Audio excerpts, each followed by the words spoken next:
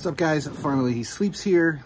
Today, we are going to replace the rear caliper, actually calipers, on this is the wife's Dodge Caravan. When the caliper seizes up and you go to replace brake pads and you have the piston won't go back out, you can either rebuild the caliper or replace the caliper because it's seized. Generally, if one is seized, most likely you've got both seized, or eventually you'll have the second one seized. I'm replacing both calipers on this. It's really not that difficult. You just have to pull the old caliper off and swap it out with the new caliper and bleed the brakes, and you're usually good to go.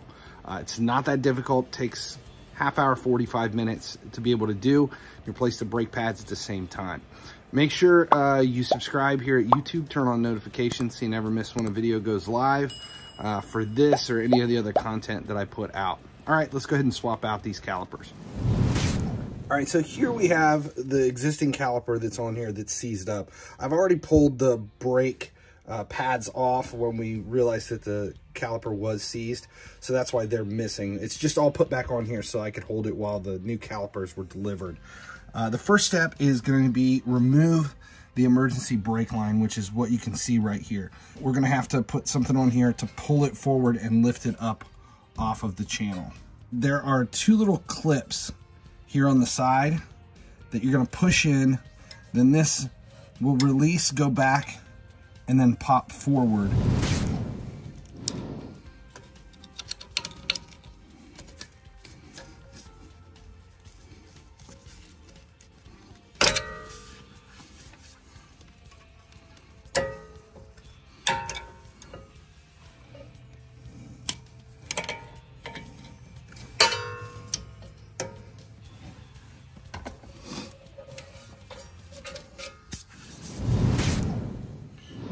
The next step is we have these. There are the top two bolts here and here. We're just going to go ahead and pull those out.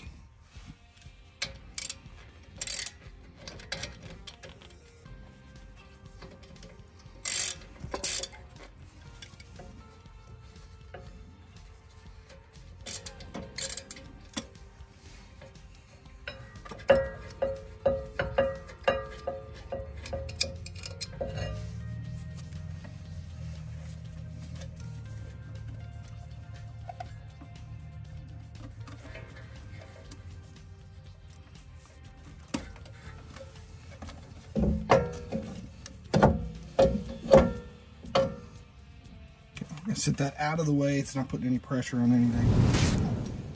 Okay, so here's the carriage assembly. We're going to have to pull this off next, and there are just two bolts here in the back that we're going to go ahead and remove.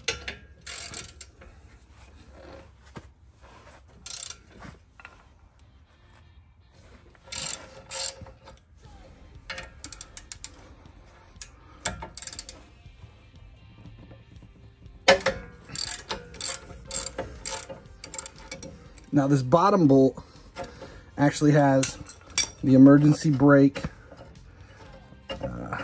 guard on it. So we'll pull that out first so you can see it. See, there's the guard. You're going to want to hold that, keep that together.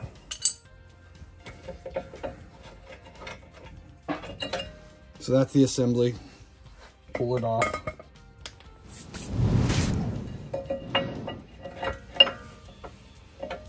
We're going to put the new assembly in place.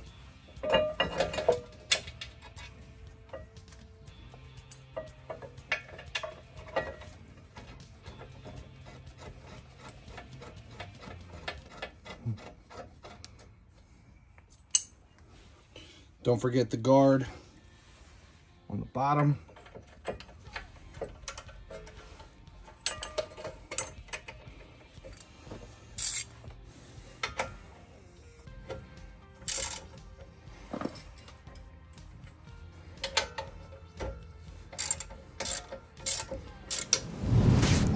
All right, the next step is to put the clips in. There are a little spring that goes to the outside, and then the taller side, if you look at it from the side, there's one side that's taller, that goes back against the assembly. And you always make sure the spring is out. So this one clips in here. And then this one clips in on this side.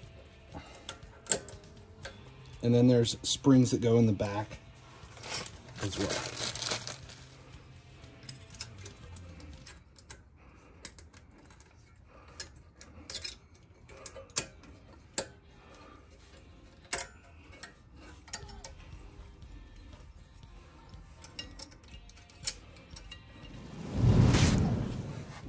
Next step is going to be to apply the brake grease here. This is just brake lubricant.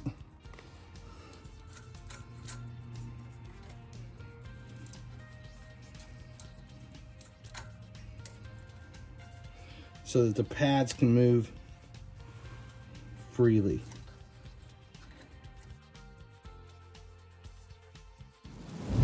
We have new brake pads here. You're gonna make the curved side matches to the out. There's a nub here that's gonna go always in the bottom, so that when the two are together and lined up, you have the nubs at the bottom. So that's how they're gonna clip in. And the way they work with these springs is you feed it in through the front, and then you just twist and push it in. It's that simple.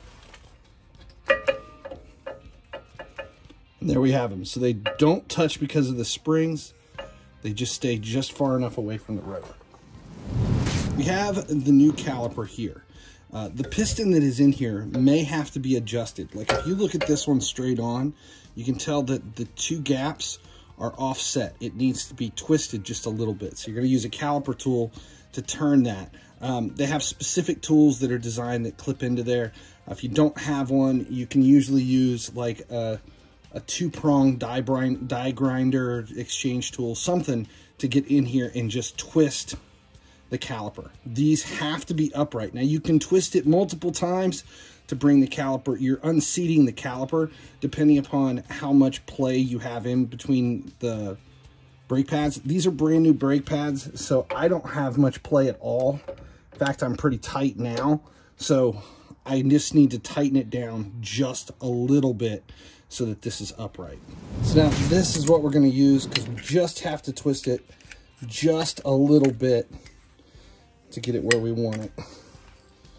There, we've adjusted it so it's now upright. So this little knob here that is on the brake pad is going to fit and seat correctly where it needs to be, so as long as it's upright.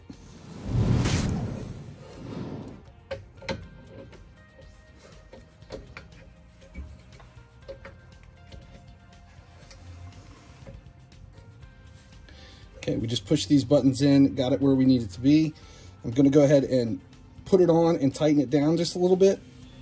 And then we're going to transfer the brake line, the banjo bolt, over from the old caliper to the new caliper.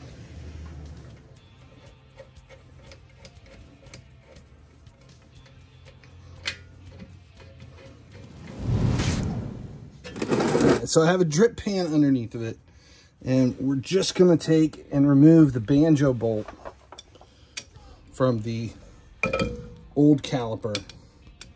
We're going to remove this here and move it over to the other caliper. Now there are two washers on this, and if we're quick, we can replace both washers too.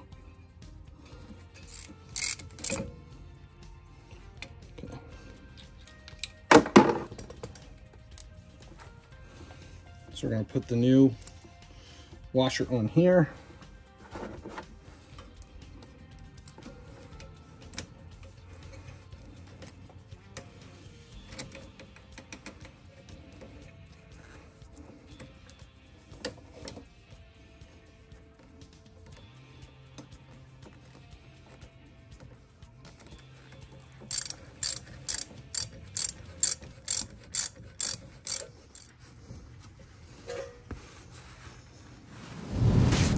We're going to go ahead and tighten up everything, make sure it's all where we want it to be.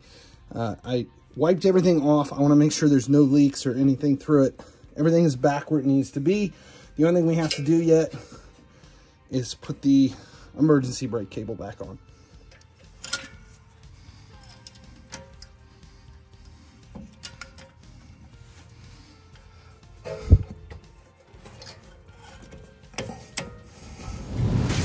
When bleeding the brakes, you've got to follow the specific order that is set up for your vehicle. Usually, for most vehicles, it is the farthest wheel away from the master cylinder, and then you work your way towards it. This vehicle has a really weird order. It is left, rear, right front, right rear, left front. So we've already done 2 wheels. We're going to come in here on the 3rd wheel. The way this works is